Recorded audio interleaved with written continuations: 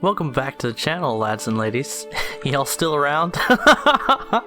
Some of you may have noticed that I was something of a salty boy in a certain live stream that I posted this morning, and I completely stand by that statement, except that I was totally wrong.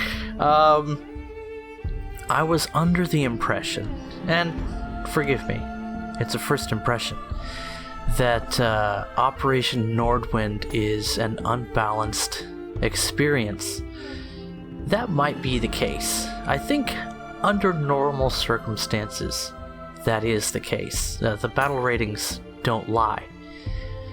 But there is a little something the Allies have on their side that really works out well for a somewhat coordinated squadron.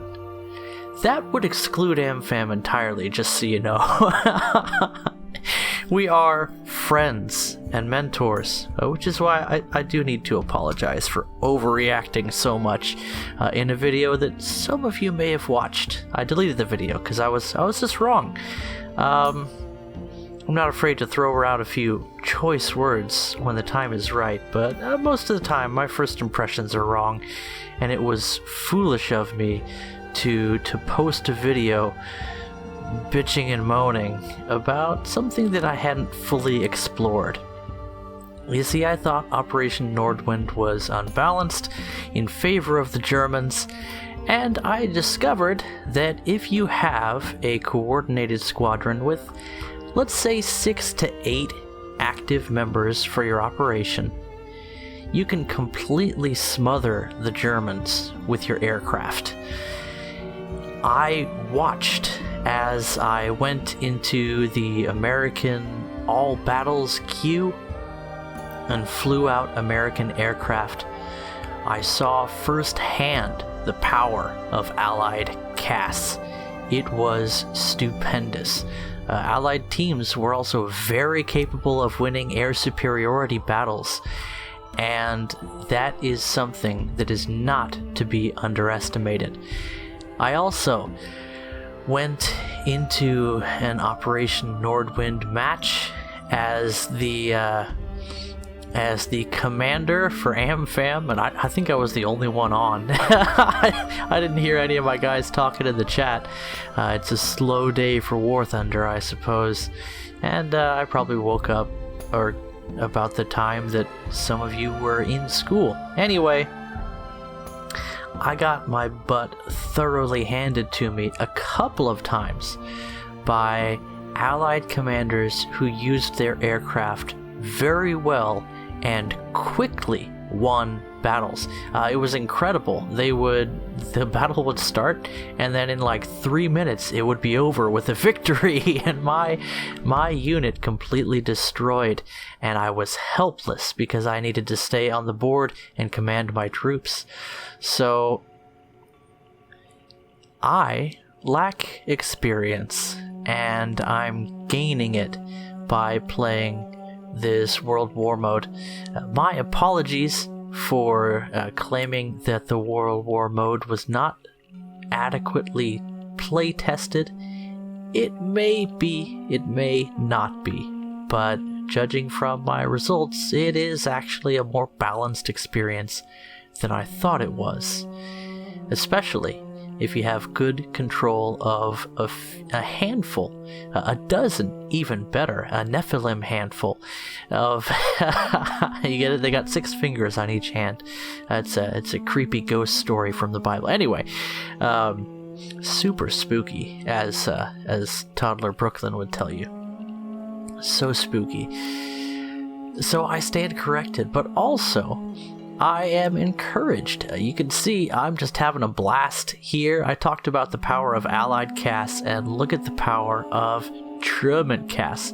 But I suspect we heavily outnumber the enemy in this battle, and that's something that I'd also like to touch on before I sign off and go eat some more crow.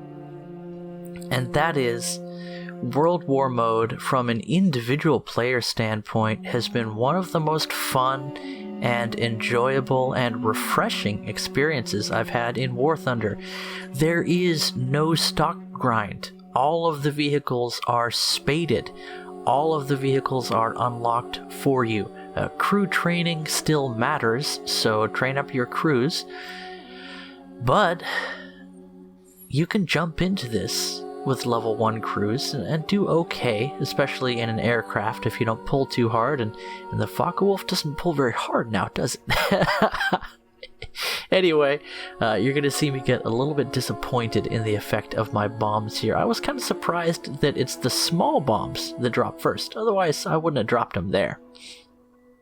In any event, splash, hit, and I'm like, oh, my 1,000 kilo bomb is still attached to Papa. Anyway, why is World War mode such an enjoyable and refreshing experience? Look at those two enemies so close together, 1,000 kilo bomb right on top of them. They must have had spawn protection. Well, that's what I get for spawn camping with Cass now, isn't it? It's an enjoyable experience because it's different. None of these are equally balanced matches. The numbers are always off on one side. The lineups are always different. Well, they're often different, I'll tell you. That sometimes you'll have aircraft on your side. Sometimes you'll have nothing but SPAA against aircraft. Sometimes it's a mix of ground vehicles against each other, and sometimes one side has air support and the other doesn't. So all of these things contribute to a diverse experience that is rarely seen in War Thunder. Add to that the fact that as an individual you can click on the All Battles tab and join battles that are in progress, whichever ones you want. There's even a filter.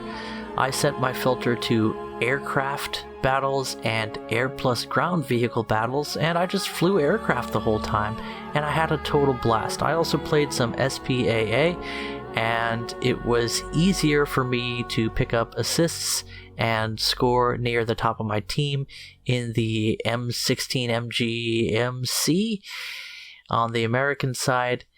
Also, the higher tier American SPAA with the 37mm cannon and the 50s has the 50 cals poking up at a 45-degree angle through the gun shield, so that's a bit of a bug. Watch these bombs. This is going to be really satisfying. Tink!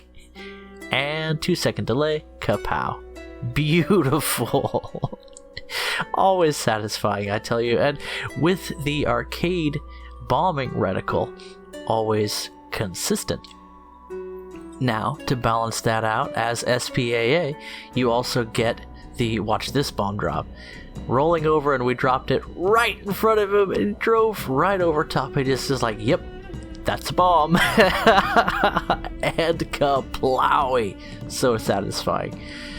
As SPAA, you get the arcade aim indicator against aircraft, and that means that this is a great game mode to train your SPAA skills.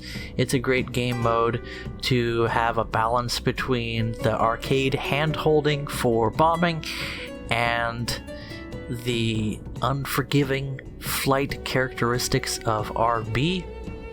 And since it's a little bit of one and a little bit of the other, it's different for any player of the game.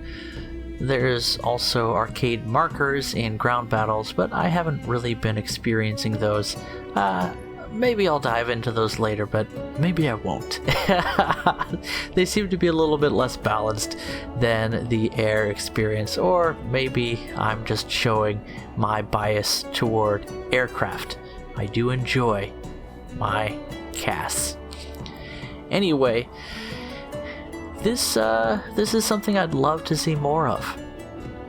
The tactical map and that kind of gameplay, I think it's important to this game mode because it sets up the atmosphere for these battles. I still don't think it's rewarding enough for commanders. I feel like they should get something special every time they win.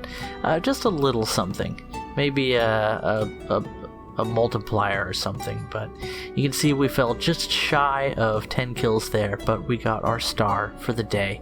Anyway, in any event, I've had some ups and downs. I didn't sleep well last night. I woke up really grumpy today.